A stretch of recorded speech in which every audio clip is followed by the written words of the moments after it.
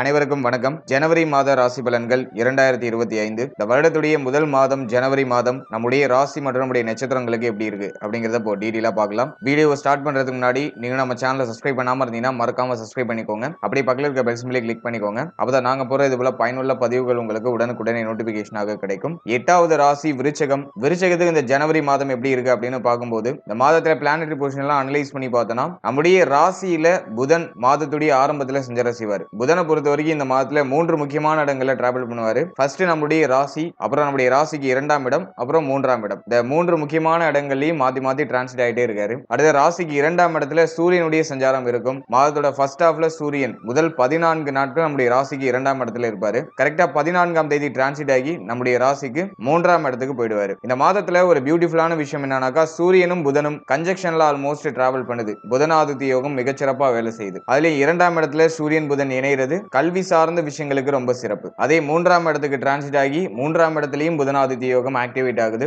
அதுவுமே ஆல்மோஸ்ட் சிறப்பு தான். செவ்வாயுடைய பார்வையில வருது. அது நல்ல ஒரு தூண்டுகோலா இருக்கும் கல்வி சார்ந்த விஷயங்களுக்கு. அடுத்து நம்முடைய ராசிக்கு 4ஆம் இடத்துல சனி சுக்கிரன் சேர்க்கை. சனி வந்து 4ஆம் இடத்துல இருந்து அர்த்தாஷ்டம சனி அப்படின்னு சொல்லுவோம். அவை சனி கொஞ்சம் மைனஸா இருந்தாலும் பல விஷயங்களை நமக்கு அனுபவ பாடங்கள் புது புது விதமான புரிதல்கள் இதெல்லாம் கொடுக்கறதுக்கு சனி 4ஆம் இடத்து சனி ரொம்ப சிறப்பு. இந்த ஜனவரி மாதத்துல அர்த்தாஷ்டம சனி ரீஆக்டிவேட் ஆகுது. மார்ச் 29 வரைக்கும் அர்த்தாஷ்டம சனி நமக்கு இருக்கு. சோ அதுல கொஞ்சம் நம்ம கவனம் செலுத்தணும். அடுத்து சுக்கிரனுடைய இணைவு. சுக்கிரனை பொறுத்த வரைக்கும் நமக்கு பாதி சுபர் பாதி அசுபர். ஏன்னா 7 12க்குரியவனா வருவாரு. அவர் 4ஆம் இடத்துல போய் சனியோட இணைகிறது. அதை பிளஸ்ன்னு எடுத்துக்க முடியாது, மைனஸ்ன்னு எடுத்துக்க முடியாது. ஒரு விஷயத்தை மைனஸ் பண்ணி ஒரு விஷயத்தை பிளஸ் பண்ணுவாரு. சோ அந்த வகையில நம்ம கொஞ்சம் ஃபேவராவே எடுத்துக்கலாம். அடுத்தது ராகு 5ஆம் இடத்துல. ராகு பொதுவா 5ல இருக்கிறது குற்றம் தான். கடந்த சில வருடமாவே வந்து ராகு 5ஆம் இடத்துல டிராவல் பண்ணிட்டு இருக்கு. அதோட எஃபெக்ட்டை நம்ம ஆல்ரெடி ஃபீல் பண்ணிருப்போம். சோ அதை நான் அடுத்து எக்ஸ்பிளைன் பண்றேன் தெளிவா. அடுத்தது குருவுடைய சஞ்சாரம் 7ஆம் இடத்துல. குரு வந்து நமக்கு முழு சுபர். அவர் 7ல அதாவது கேந்திரம் ஏறுறது ரொம்ப சிறப்பு தான்.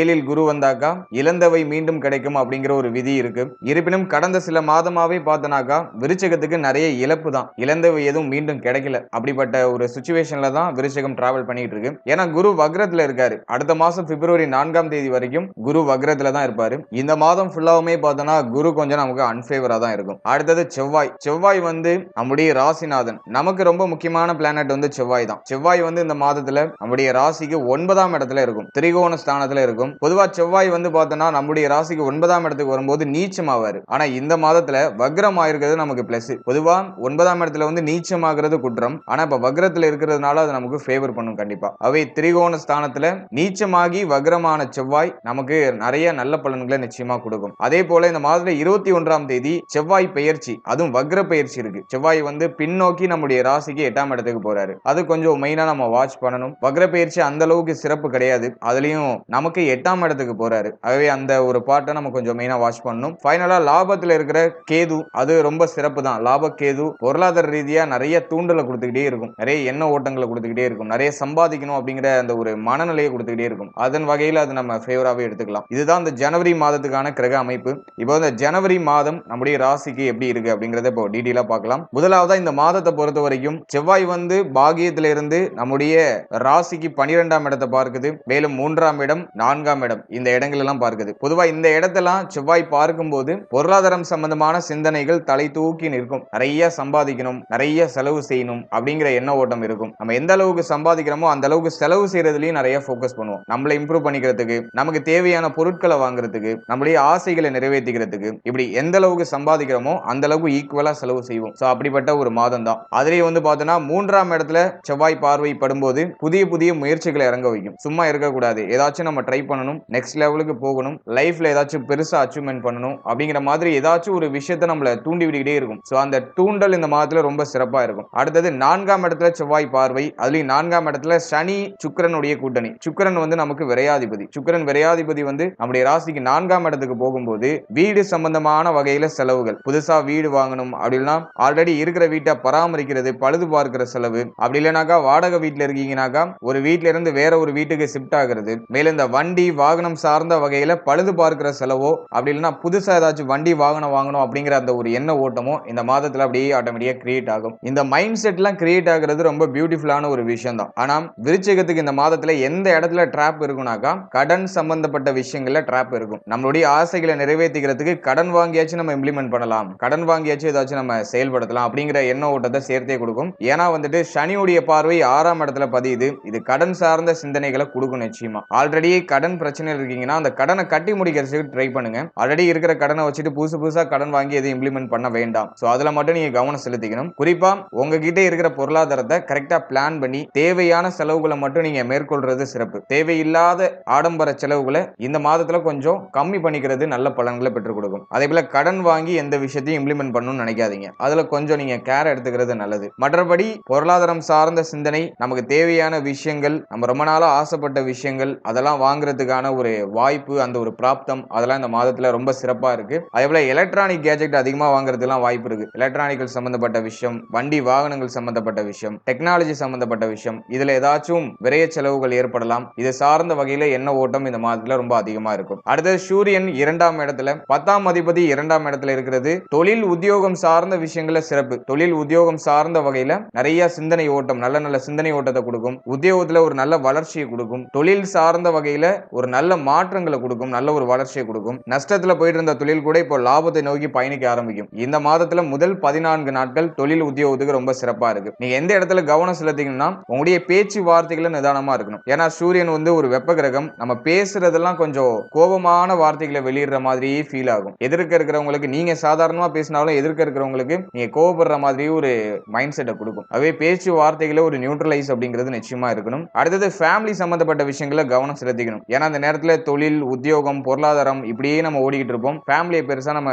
கண்டுக்காத ஒரு சிச்சுவேஷனுக்கு மாறிடுவோம். அதே ஃபேமிலி மேல கொஞ்சம் எக்ஸ்ட்ரா கேரிங் எடுத்து டிராவல் பண்றது நல்லது. ஃபேமிலி கூட அதிகமான டைம் ஸ்பெண்ட் பண்ண முடியாது. ஃபேமிலி விட்டு பிரிஞ்சு இருக்க வேண்டிய ஒரு கட்டாயம், சூழல் இதெல்லாம் இந்த மாதத்துல ஏற்படலாம். இருப்பினும் இதை நம்ம பாசிட்டிவாவும் எடுத்துக்கலாம், கொஞ்சம் மைனஸாவும் எடுத்துக்கலாம். ஃபேமிலி நிறைய நம்ம மிஸ் பண்ற மாதிரியும் ஃபீல் ஆகும். ஆகவே எதையும் ரொம்ப டீப்பா போயிடாம எல்லாத்தையும் ஒரே பட்டும் படாம வச்சுக்கிறது ரொம்ப சிறப்பு. ஃபேமிலியோடையும் டச்சப் இருக்கணும். பிசினஸ், நம்மளுடைய உத்தியோகம் இது சம்பந்த விஷயங்களையும் நம்ம ஃபோக்கஸ் பண்ணிக்கணும். இப்படி எல்லாத்தையும் சீர்தூக்கி சரிசமமா நம்ம பாவிச்சு டிராவல் பண்றது ரொம்ப சிறப்பு. அடுத்தது அஷ்டமாதிபதி பிளஸ் வந்து லாபாதிபதி, அவர் வந்து சூரியனோட இணைவாரு. இது வந்து தொழில் உத்தியோகம் சார்ந்த விஷயங்கள்ல ஒரு மாதிரி ஸ்ட்ரகிளான ஒரு பிரஷரை கொடுத்தாலும், ஒரு டிஃபரெண்டான ஃபீலை கொடுத்தாலும், நம்ம பார்க்குற தொழில், நம்ம பார்க்குற உத்தியோகம் நமக்கு பிடிக்காத ஒரு மனநிலை கொடுத்தாலும் நம்ம அதை பண்ணுவோம். வேற வழி இல்லை, நம்ம பண்ணி தான் ஆகணும் அப்படிங்கிற மாதிரியான ஒரு கட்டாயம் அது வந்து இந்த மாதத்துல இருக்கும். அதே போல புதிய விஷயத்துக்கு நம்ம முயற்சி பண்ணுவோம். இப்ப இருக்கிற சுச்சுவேஷன்ல இருந்து இன்னும் நம்ம பெட்டரா மாறணும், இன்னும் கொஞ்சம் அடுத்த லெவலுக்கு போனா நல்லா இருக்கும் அப்படிங்கிற அந்த எண்ண ஓட்டமும் இந்த மாதத்துல இருக்கும். அதனால உங்களை அப்டேட் பண்ணிக்கிட்டே இருப்பீங்க. ஸோ அதுதான் இந்த மாதத்துல இருக்கிற ஒரு பியூட்டிஃபுல்லான விஷயம். அடுத்தது கல்வி, நிறைய புது புது விஷயங்களை கத்துக்கிறதுல ஆர்வம் செலுத்துவீங்க.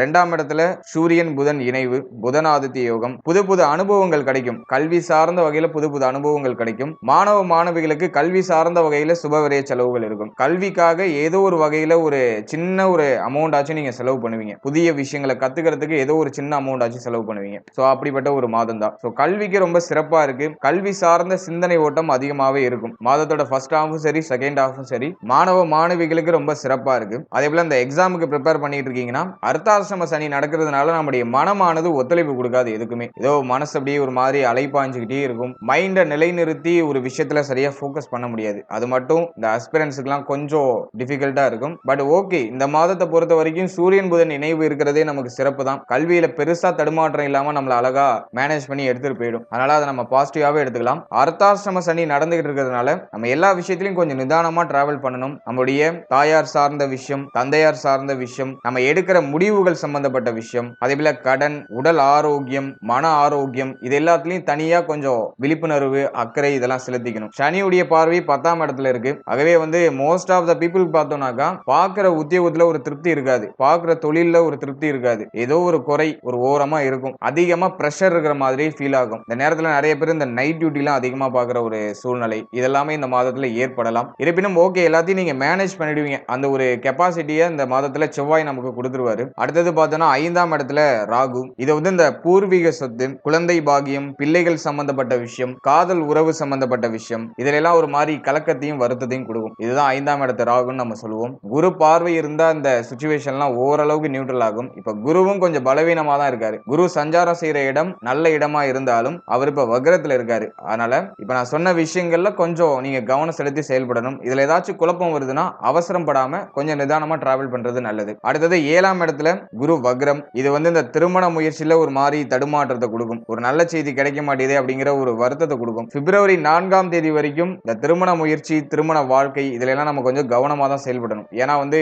குரு வக்ரத்துல இருக்காரு. இந்த வக்ர குரு 7ஆம் இடத்துல இருக்கும்போது நண்பர்களோட மன வருத்தம், திருமண முயற்சியில ஒரு தடை தாமதம், திருமண முயற்சி மேற்கொள்ள முடியாத அளவுக்கு ஒரு மாதிரி மன வருத்தம் இதெல்லாம் ஏற்படலாம். அதே போல திருமண வாழ்க்கையும் அந்த அளவுக்கு சிறப்புன்னு சொல்ல முடியாது. திருமண வாழ்க்கையிலேயும் நிறைய குழப்பம், மன வருத்தம் இதெல்லாம் இருக்கலாம். ஏன்னா வந்து குரு வக்ரத்துல இருக்காரு. ஆகவே இந்த மாதத்தை பொறுத்த வரைக்கும் திருமண வாழ்க்கை, திருமண முயற்சி, நண்பர்கள் சம்பந்தப்பட்ட விஷயம், கூட்டு தொழில் சம்பந்தப்பட்ட விஷயம் இதுல எல்லாம் நம்ம கொஞ்சம் கவனமா நிதானமா செயல்படுறது நல்லது. அடுத்தது லாப கேது. லாப கேதுவை பொறுத்த வரைக்கும் நம்ம வேலைக்கே போலேனாலும் ஏதோ ஒரு வகையில நமக்கு சப்போர்ட் கிடைச்சிக்கிட்டே இருக்கும். யாரோ ஒரு ரூபத்துல நமக்கான உதவி நமக்கு கிடைச்சிக்கிட்டே இருக்கும். இப்ப நீங்க யார்ட்டாச்சும் நீங்க பணம் கேக்குறீங்கன்னா அது டக்குன்னு அரேஞ்ச்மெண்ட் ஆகும். பெருசா டிலே ஆகாது. அர்த்தாஷ்டம சனி நடந்தாலுமே பெருசா டிலே ஆகுது. கொஞ்சம் டிலே ஆகி நமக்கு தேவையானது நமக்கு கிடைச்சிரும். அதுதான் லாப கேது. எனவே லாப கேது பல விஷயங்களை நமக்கு ஃபேவரான மாற்றங்களை கொடுக்கும். இந்த நேரத்தை பொறுத்த வரைக்கும் பணம் சம்பாதிக்கிறதுக்கான டைம் பீரியட் தான். இந்த டைமை கரெக்டா யூஸ் பண்ணி பொருளாதாரத்தை சேஃப்டி பண்றதுக்கு முயற்சி பண்ணுங்க. ஆனா அது கடினமான ஒரு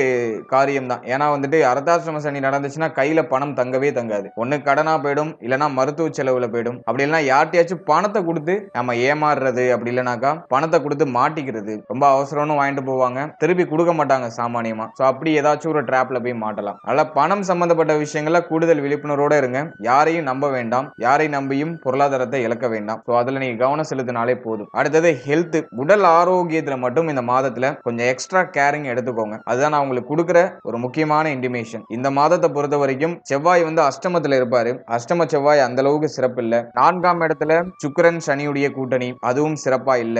அடுத்தது சூரியனும் பார்த்தோம்னாக்கா நம்முடைய ராசிக்கு 2ஆம் இடம், 3ஆம் இடம் இந்த இடங்கள்ல தான் இருக்கு. 3ஆம் இடத்துல சூரியன் வருது சிறப்பு. ஆனா 2ஆம் இடத்துல இருக்கும்போது இந்த கண் சம்பந்தமான விஷயம், இந்த முகம் சார்ந்த விஷயம் இதுல எல்லாம் நம்ம கவனமா இருக்கணும். அதே போல செவ்வாயுடைய பார்வை நம்முடைய ராசிக்கு 12ஆம் இடத்துல. சோ இந்த காம்பினேஷன்லாம் வச்சு பார்க்கும்போது ஹெல்த் வைஸா ஏதாச்சும் பாதிப்புகள் ஏற்படுறது வாய்ப்பு இருக்கு. முக்கியமா இந்த வயிறு சம்பந்தப்பட்ட விஷயங்களை கவனமா இருந்துக்கோங்க. செரிமானம் சம்பந்தப்பட்ட விஷயம், கழிவு நீக்க உறுப்புகள் சம்பந்தப்பட்ட விஷயம் இதுல எல்லாம் நம்ம கொஞ்சம் கவனமா இருக்கணும். மேலும் வெளியிடங்கள்ல அதிகமா சாப்பிடுறத முடிஞ்ச அளவுக்கு அவாய்ட் பண்ணிக்கோங்க. 7ஆம் இடத்துல குரு வக்ரத்துல இருக்கும்போது நம்ம சாப்பிடுற உணவு நமக்கு ஏற்ற உணவா இருக்காது. கொஞ்சம் அன்கம்ஃபர்டபுளா இருக்கக்கூடிய உணவுகள்லாம் அதிகமா சாப்பிடுவோம். அதனால அந்த உணவு முறைகள்ல கொஞ்சம் கவனம் செலுத்தினாலே போதுமானதா இருக்கும். மற்றபடி நல்லா மெடிடேஷன் பண்ணுங்க. ஏன்னா மன ஆரோக்கியம் விருச்சிகத்துக்கு இப்ப வெகுவா பாதிக்கப்பட்டிருக்கு. மன ரீதியா நிறைய கவலைகள், வெளியில சிரிச்சுக்கிட்டு இருந்தாலும் உள்ளுக்குள்ள நிறைய வலிகள், நிறைய கவலைகள். ஆகவே நல்லா மெடிடேஷன் பண்ணுங்க. சின்ன சின்னதா உடற்பயிற்சி பண்ணுங்க. உடலுக்கு இயக்கம் கொடுத்துட்டே இருங்க. சோ இதெல்லாம் நீங்க சிறப்பா பண்ணிட்டு வரும்போது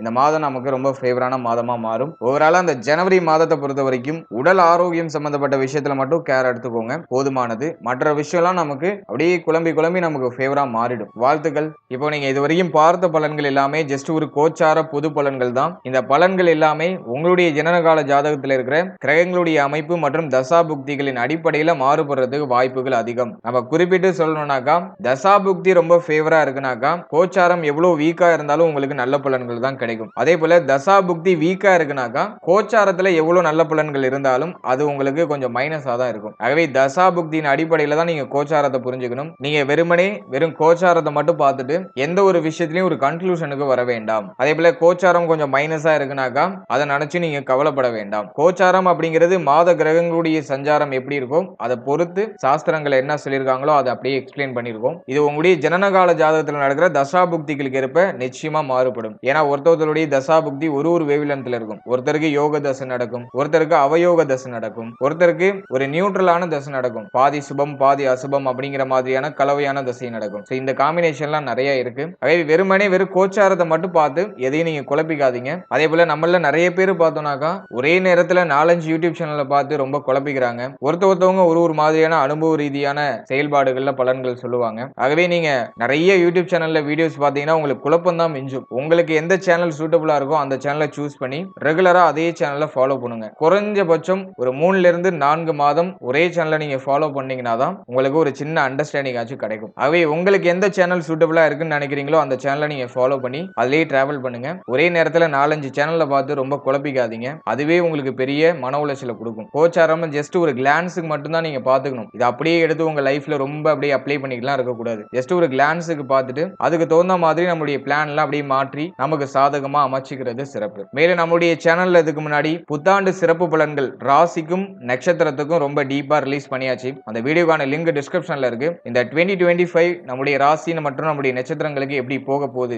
அப்படிங்கிற ஒரு டீப் அனலைசிங் அந்த வீடியோல கொடுத்திருக்கேன். அதே போல சனி பெயர்ச்சி பலன்கள் ரொம்ப கிளியரா எக்ஸ்பிளைன் பண்ணி ரிலீஸ் பண்ணியாச்சு. 12 ராசிகளுக்கும் ரிலீஸ் பண்ணியாச்சு. அந்த வீடியோக்கான லிங்க் எல்லாம் டிஸ்கிரிப்ஷன்ல இருக்கு. அந்த வீடியோ நீங்க பார்க்கலனா உங்களுக்கு டைம் இருக்கும்போது அதையும் ஒரு வாட்டி செக் பண்ணி பாருங்க. நிச்சயமா அதுவும் ஏதோ ஒரு வகையில உங்களுக்கு பயனுள்ள ஒரு தகவலை உங்களுக்கு கொடுக்கும். And finally very limited time. So be cool, stay happy, stay healthy and enjoy. வாழ்த்துக்கள்.